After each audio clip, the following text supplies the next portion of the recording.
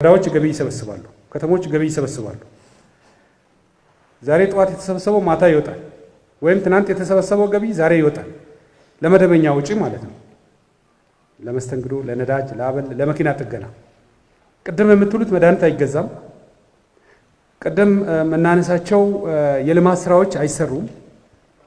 የመንግስት ግዴታ ወጪ እንኳን ደሞዝ እጥረት ሲገጥመን ደሞዝ ወጪ እንኳን 10% 20% አይሸፍንም። በአመቱ መጨረሻ ላይ የወረዳችሁን እዩ። 20-30%ቱን ለልማት መዋል የለበትም። 20-30%ቱን ለደሞዝ መዋል የለበትም። ስለዚህ ይሄ ገቢ አስተዳደር ገቢ የሚሰበሰብበትና የሚተዳደርበትን ጥቅም ላይ የሚውልበትን አሰራር ስርዓት እናበጃለን። በመመሪያ ገቢው ለእናንተው ነው፣ ለወረዳው ነው፣ ለከተማው ነው። እኛ ከዛ 5 ሳንቲም የምንወስደው የለም።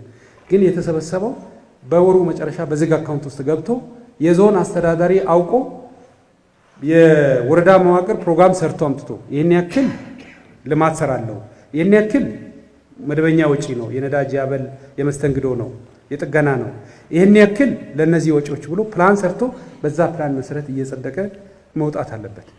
ይሄ ካልሆነ ትክክል አለ። ይሄ በዚህ እናርማልና በዛ ብንሄድበት ጥሩ ነው።